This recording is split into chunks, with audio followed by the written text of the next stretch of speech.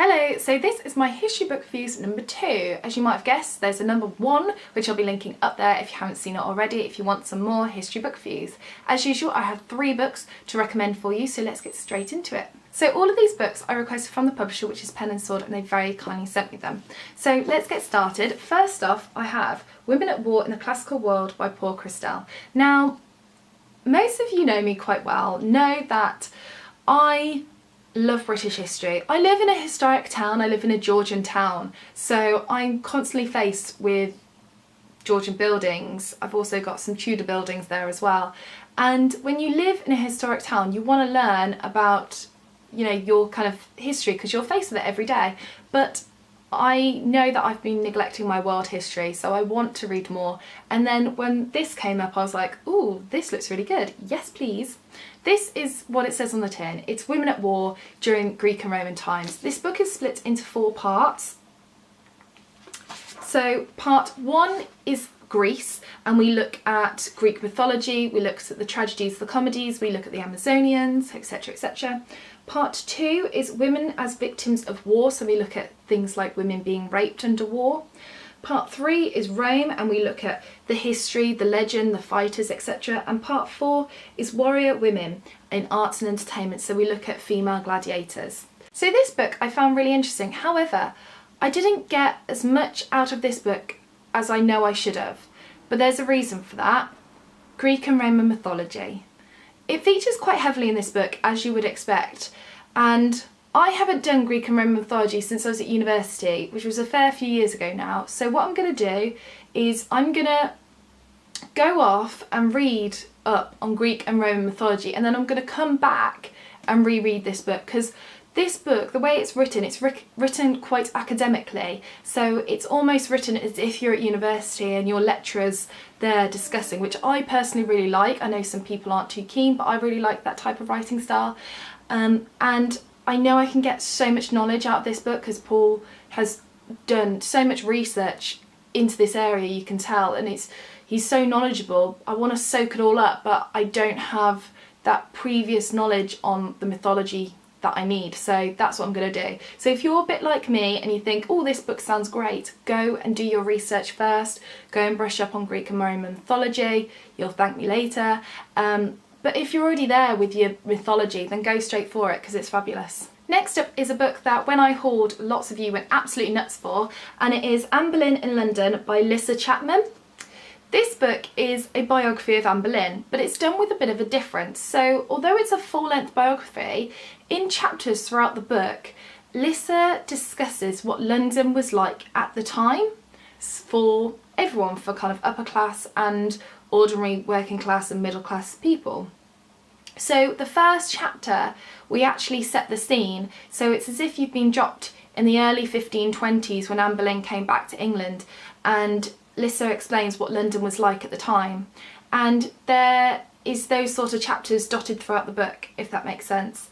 This is a fantastic book for anyone who is interested in learning about Henry VIII and his queens, or learning about Anne Boleyn, but also really enjoys social history, because that's the difference between this book and a normal book on Anne Boleyn. This is a social history element to it, of just the everyday person of London town and what their life was like. So I really enjoyed this book. I found it fascinating to have a different aspect about Anne Boleyn, and it was quite nice actually and refreshing to not be just bombarded with her all the time and to kind of step back and look at the wider picture. It was really interesting. And finally, last but not least, a book that really did surprise me is this one. It's Charlton and Death in Victorian England by Sarah Seaton. To start this review where she finishes off, Sarah finishes by saying we are all products of our own time. And the Victorians was a time of child labour, lack of contraception, poor hygiene and poverty. And unfortunately, because of those things, they attributed to the early premature death of children in this Victorian era. So this book is split into different sections, and it looks at, for instance, children who are going off to work. Children at the time worked as chimney sweeps. They were in mills and they were, you know, down coal pits. And Sarah takes case studies of the period and she formulates them together in a really informative way to teach you about the social order of the Victorian era. So for instance, Sarah talks about children who were working in a mill, and their job was to put their hands in the machine and get the loose kind of threads and cotton fluffy bits out. But sometimes children would get their hands stuck in there because they weren't quick enough, and then they get tangled and caught up in the machine, and sadly they die. Or accidents that would never happen today happen back then. It's a really interesting book. My favourite chapter, actually, you might find me a bit odd, but my favourite chapters were chapters 4 and 5, manslaughter, murder and circumstantial evidence, and newborn and early infant deaths. So those chapters looked at predominantly criminal cases and actually touched on a woman called Amelia Dyer. She was one of the case studies that Sarah Seaton used. And Amelia Dyer I used in my dissertation. My dissertation was on female murderers. Don't ask me why I wrote about that. I find crime really interesting. So it was really interesting to kind of get that little flashback, and I was like, oh wow.